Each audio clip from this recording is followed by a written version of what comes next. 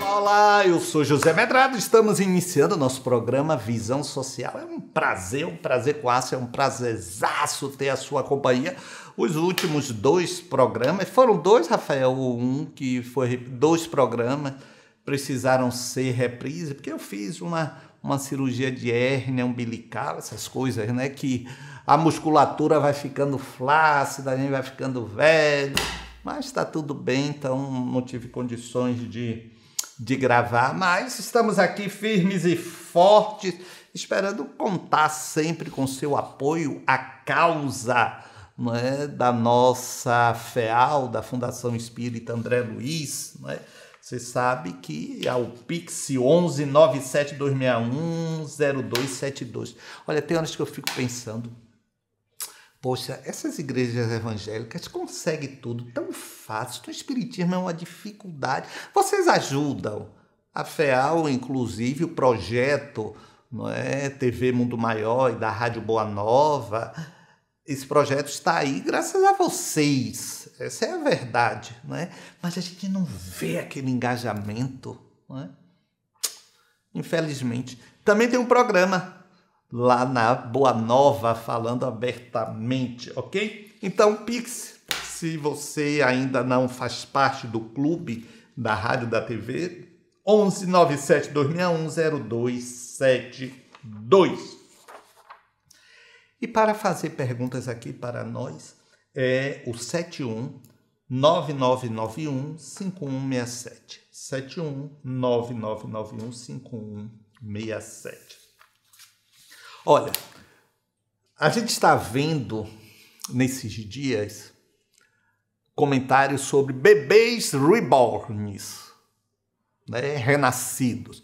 Aqueles bebês de silicone que parecem reais, parece que são bebês mesmo. E a gente está vendo uma febre, uma coisa esquisita. Uma coisa esquisita. As pessoas fazendo parto. Uma apresentadora do programa levou da Rede TV, levou para se fazer ali um parto do bebê reborn. Gente, o que é isto? Porque não é, tá brincando de boneca, não é brincadeira de boneca não, é levando a sério. Agora, é claro, você vai ouvir, né, aquela que a gente também está na época de não se pode falar nada, tem que ver como fala, para não gerar problema, para não isso, para não aquilo, não é? Mas a gente tem que ver que há aí um desvio compensatório de alguma frustração, de algum recalque, de alguma perda, de algum luto. Sem dúvida alguma. Não é verdade? Porque realmente, olha, eu fiquei pasmo quando eu vi aí em São Paulo o encontro no Ibirapuera, no Parque do Ibirapuera, de mães de bebês reborns, e aí o vídeo, a pessoa falando, olha esse sentadinho, olha que lindo, não sei o quê, outro botando assim, não parece comigo. Gente, isso está desconectado da realidade. Mas estamos vivendo tempos tão estranhos, que as pessoas acham normais ficar exigindo punição de outro país ao nosso celular. Tanta coisa que a gente para pensar e diz assim, dá como pode fazer um resetar para começar de novo? Gente, impressionante. Essa semana aí, dia 13 de maio, a Redentora, a Princesa Isabel. Gente, a Princesa Isabel não foi redentora, não. Precisamos conhecer a história. Ela foi obrigada àquilo ali por questões políticas, geopolíticas, de pressão da Inglaterra e de outras coisas mais. E ninguém fala como foi o 14 de maio. O dia 13 ela assinou a Redentor e a partir daí ficaram todos livres, sem qualquer política de inclusão, sem qualquer coisa que pudesse amparar aquelas pessoas que foram escravizadas, não é? Suas ascendências escravizadas, suas descendências ali naquele regime totalmente desumanizado. Essa realidade a gente não busca e cria a fantasia. Tá brincadeira não, viu? Não está brincadeira não. Mas vamos aqui. As suas perguntas, repito, você que fez aí pelo 71999915167. 71999915167. Paula Serra é de Mineiros, Goiás. Todo relacionamento difícil é resultado de vidas passadas, ou pode ser que na vida atual a gente comece e complique um relacionamento. Sou muito jovem para ter relacionamentos tão pesados. Todos que tenho são sofridos e tenho sensação de estar sendo explorada. Ô Paula, você se coloca nesta situação. Você se coloca nesta posição. O fato é este. Por quê? Reminiscências do passado, a cultura familiar, a cultura do lugar onde você nasceu, foi criada, a sua religião. O que aconteceu nessa trajetória que gerou em você, eu vou chamar assim, essa energia densificada, pesada, como você mesma fala, de relacionamentos tão pesados. Então você tem que parar, Paula, para fazer uma reflexão. Onde foi ali que houve um clique, houve uma mudança de chave para algo pesado? Houve aí na sua trajetória. Porque, olha, os processos kármicos não são, de forma alguma, imposições da vida, não é? Nós assumimos compromisso de redefinição, de revisitar conceitos, ressignificar a vida. Mas, em alguns momentos, podemos perder essa bússola e virarmos birutas de aeroporto. Então, é bom você não se acomodar a processos de vidas passadas. Não. Buscar a razão disso está acontecendo com você. Tá bom? Um abraço, Paula. Michel Amorim é de Aracaju, Sergipe. Com muita frequência, eu sinto a impressão que tem um espírito de morto perto de mim. Interessante, espírito de morto. Um espírito perto de você. Mas já entendo, né, crítica, Michel? Você não conhece o jargão, não é? Espiritual. Tem vezes que me sinto bem, tem vezes que passo mal. Como posso fazer para melhorar essas aproximações? Não gosto e não quero para mim, seja bom ou seja ruim. Não aprendi a tratar essas situações. Michel, você está percebendo campos vibratórios, não é?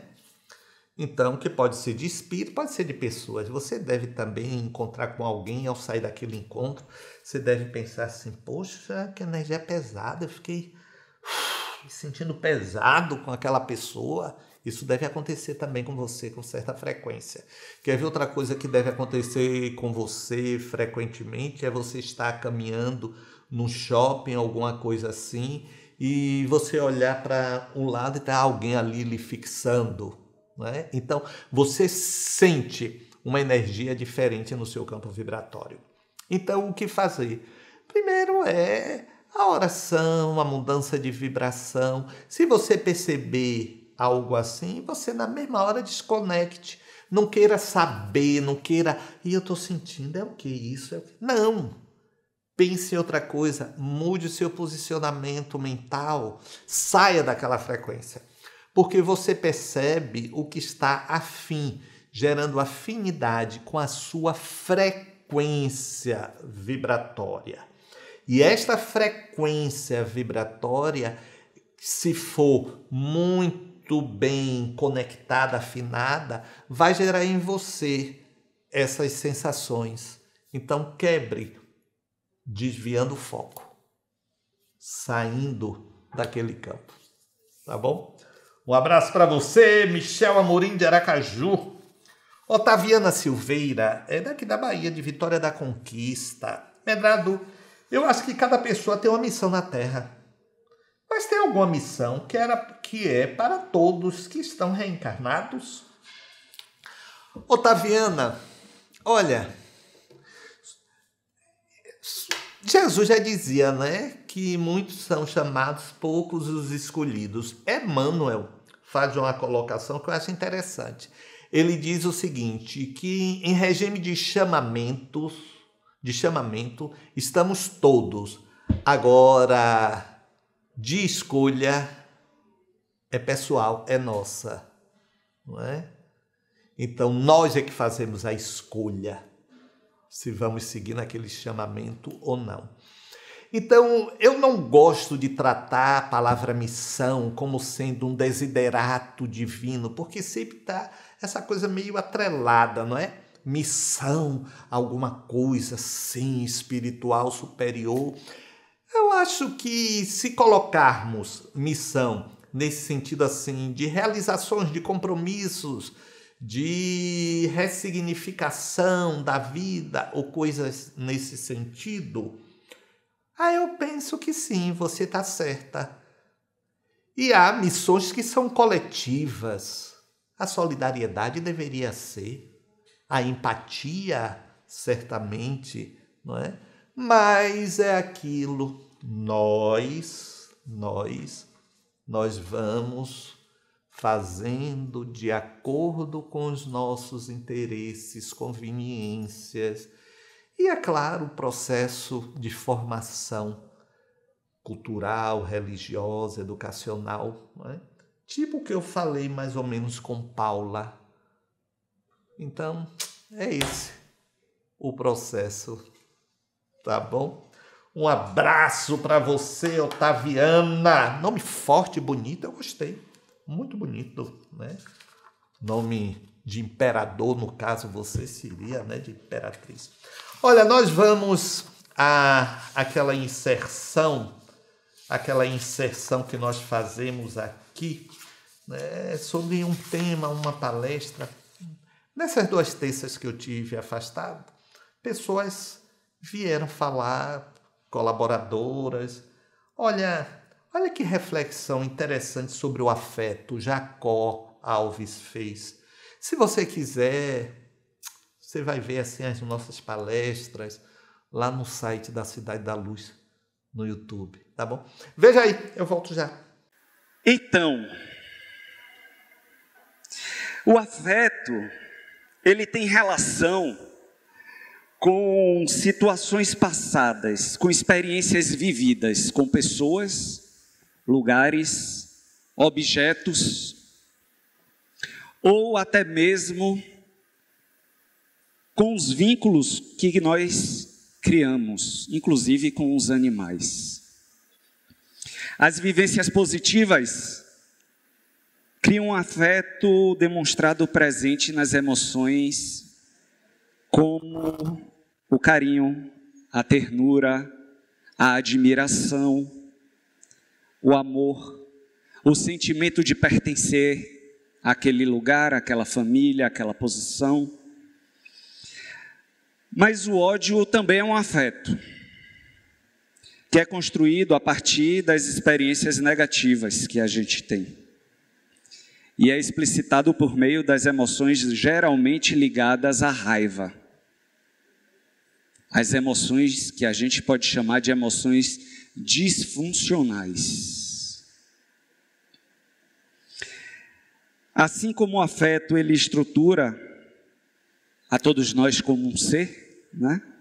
Ele também faz com que as maiores feridas emocionais se abram diante dele. Por isso que nós precisamos, primeiro, entender como é que isso acontece, por que isso acontece. entender as consequências dessas dores afetivas que a gente carrega, dessas feridas emocionais. E por último, e não menos importante, entender o que é que a gente precisa fazer para diminuir ou acabar com essas dores. Então, por que ela acontece? Nós somos os seres mais frágeis do universo, do reino animal. Se a gente observar uma vaquinha quando nasce, um bezerro, um cavalo, outros animais, né, a própria fêmea dá à luz, trata de cortar o seu próprio cordão umbilical, come a placenta e daqui a pouco o bezerro, ele começa a se levantar para ele mesmo mamar.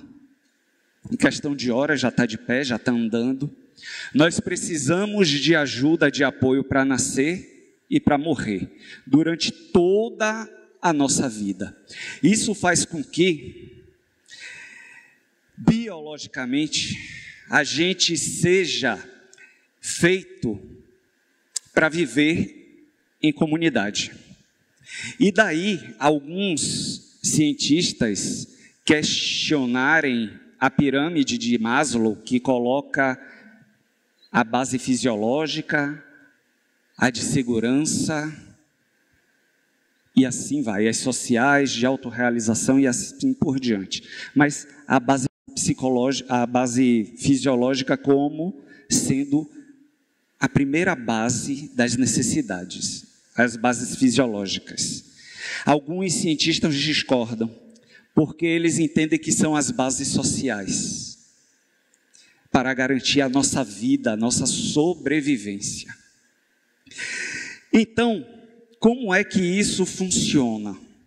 Porque o afeto pode doer, e às vezes doer muito, a tal ponto da gente dizer, meu coração está partido, o meu coração dói.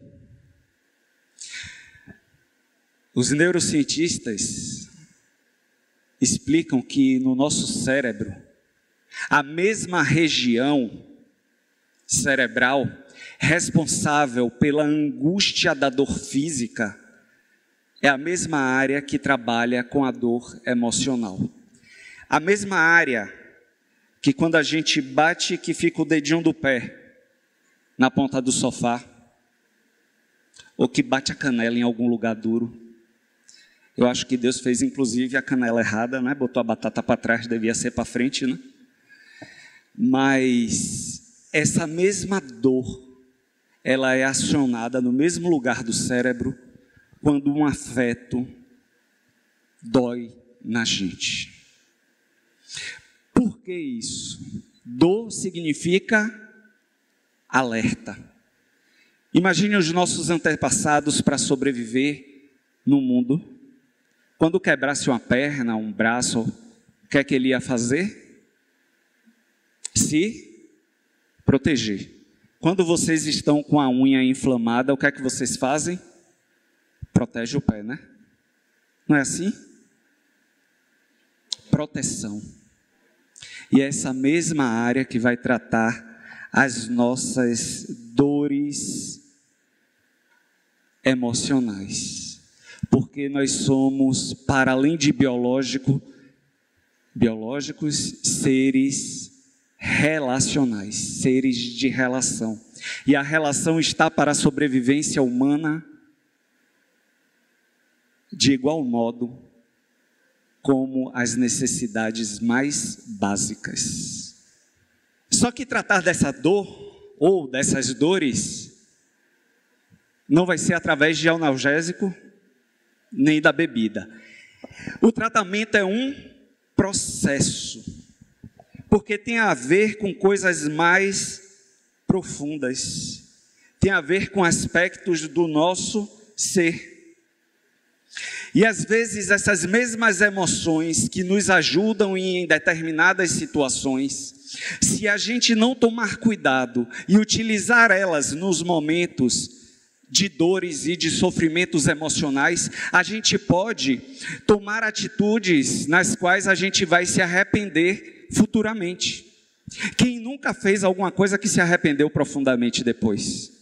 No calor da emoção, ou quando estava num profundo sentimento, ou magoado com alguém.